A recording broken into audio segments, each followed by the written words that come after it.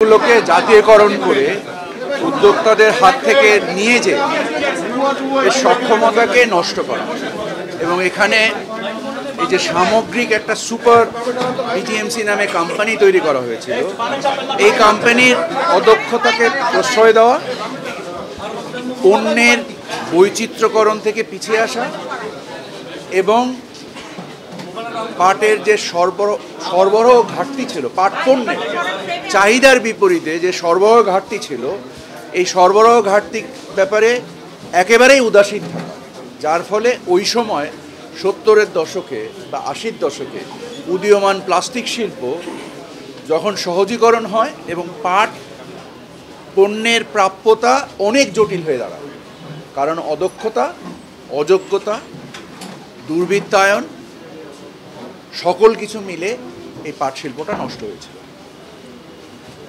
এবং এই ভুলটা বস্ত্রশিল্পে আসলে এই ভুলটার আশঙ্কা করছেন না? এই ভুলের আশঙ্কা করি নাই। পরবর্তীতে পাট শিল্পে যে ঘটনাটা ঘটেছে সেটা হচ্ছে যে পাটকে নিয়ে অসত্য অনেক রঙিন স্বপ্ন দেখানো হয়েছে, যার কোনো বাস্তবতা নেই। এই রঙিন স্বপ্ন দেখানোটাই মানে যারা এই অদক্ষ লোকজন যখন তাদের কাঙ্ক্ষিত কর্ম তারা দেখাতে পারেনি, তখন তারা অনেক ধরনের রঙিন অসত্য স্বপ্ন দেখিয়েছে। এই অসত্য স্বপ্নগুলো যেন আমরা না দেখি, আমরা যেন সত্য বাস্তব আমাদের শিল্পের জন্য যে সহায়ক নীতি সহায়তা, উদ্যোক্তাদের বিনিয়োগ এবং তাদের নেতৃত্ব, সাথে আমাদের যে 71টা ইনস্টিটিউটে আমরা যে হাজার হাজার টেক্সটাইল গ্র্যাজুয়েট তৈরি করছি, তাদের যে ফাংশনাল নলেজ, এই তিনটার যে সমন্বিত এক প্রচেষ্টা, যার মাধ্যম দিয়ে আমরা যে $100 বিলিয়ন একটা লক্ষ্য অর্জন করতে যাচ্ছি, এই লক্ষ্য অর্জনটা যেন ওই রঙিন স্বপ্নের মতো ফানুস না হয়, সেটাই আমার মূল। 100 বিলিয়ন কি বস্ত্রশিল্পের জন্য বলছেন? মানে 100 বিলিয়ন আমাদের সামগ্রিক ইয়ে, বাট আপনি জানেন যে আমাদের বস্ত্রশিল্পই আবার 86% অফ দি টোটাল।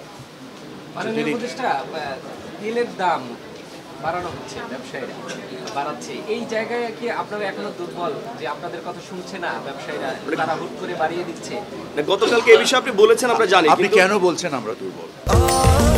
স্বাস্থ্যকর অল টাইম ফ্যামিলি কেক, সব সময় অল টাইম হেলদি লাইফ।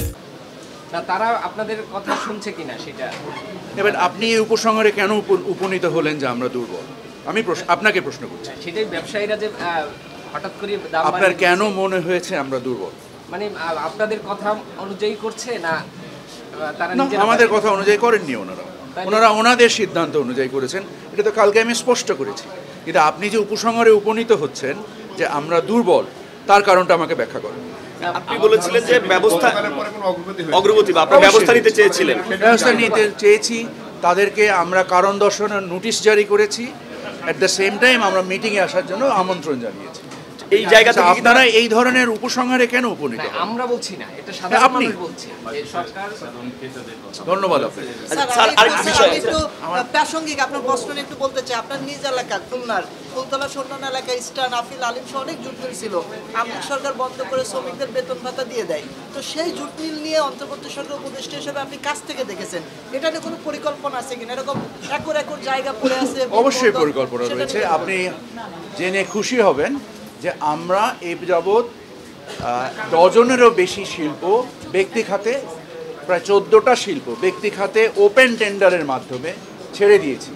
বিভিন্ন ট্রেড অর্গানাইজেশনের সেমিনারে যখন আমি ব্যক্তিগতভাবে যাই, এমনকি টেক্সটাইলের ইয়েতেও যেও আমি বলেছি যে আপনারা পার্টিসিপেট করেন, ওপেন টেন্ডার ভিত্তিতে আপনারা যারা সক্ষম তারা নিয়ে নেন, এবং হাজার হাজার কর্মসংস্থান সৃষ্টি হয়েছে। এর বিনিময়ে অনেকগুলো শিল্প অলরেডি চালু হয়েছে, বাকিগুলো প্রক্রিয়াধীন আছে। আমাদের টেন্ডার প্রক্রিয়ার মাধ্যমে আমরা এটা ব্যক্তি খাতে ছেড়ে দিতে চাই। স্যার, আমরা দীর্ঘমেয়াদী লিজ, 30 বছরের লিজ দিচ্ছি, এবং এটা খুবই মানে ইন্টারেস্টিং একটা প্রপোজিশন। আমরা আশা করি আপনাদের মাধ্যমে অনেকে অনুপ্রাণিত হবেন, এখানে অংশগ্রহণের মাধ্যমে তারা শিল্পগুলো নেবেন এবং এখানে কর্মসংস্থান তৈরি করবেন। আরেকটা বিষয় হচ্ছে, আমরা পরিবেশ বান্ধবের কথা বলছি, সেখানে প্লাস্টিক পণ্য বা প্লাস্টিক ব্যাগ থেকে আমরা বিরত থাকার কথা বলছি। কিন্তু আমরা পরিবেশ বান্ধব যে পাটের ব্যাগ আছে বা পাটের যে ইকো পলি আছে, এইগুলোর ব্যাপারে কি আপনাদের কোনো উদ্যোগ আছে কিনা, বা সেই জায়গাগুলোতে আপনি আপনারা কাজ জানেন করছেন কিনা? আপনি জানেন কি কোন বিষয়ে? যে আপনি যে প্রশ্নটা করলেন এর বিষয়ে আমাদের উদ্যোগসমূহ কি আপনাদের জানা নাই? না, আমরা একটু জানতে চাচ্ছি।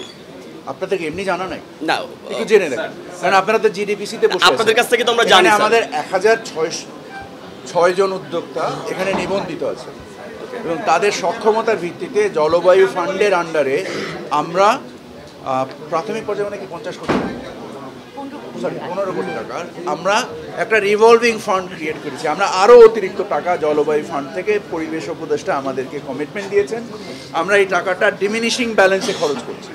তার মানে এই 14 কোটি টাকা আমরা বাজার এখান থেকে উদ্যোক্তাদের কাছ থেকে কিনে হয়তো এটাকে 10 কোটি টাকায় বিক্রি করব, পরেরটা আবার কিনবো, আবার 10 কোটি টাকায় বিক্রি করবো। এইভাবে হয়তো আমরা 150 কোটি টাকার অধিক পণ্য এখান থেকে কিনবো এবং বাজারে এটা সাশ্রয়ী মূল্যে আমরা বিক্রি করছি। আমরা বাণিজ্য মেলাতেও আমরা এবার সিদ্ধান্ত নিয়েছি 10 লক্ষ পিস আমরা এই ব্যাগ বিক্রি করব। সো আমরা সাংস্কৃতিকভাবে উৎকৃষ্ট মানের পাটের বাজারের ব্যাগ বাজারে নিয়ে এসে আমাদের যে সাংস্কৃতিক ঐতিহ্য ছিল যে আমরা চটের ব্যাগ নিয়ে বাজারে যেতাম, সেই জিনিসটা ফিরিয়ে আনার জন্য সরকার যথেষ্ট উদ্যোগী ভূমিকা নিয়েছে। আপনাদের সকলকে ধন্যবাদ।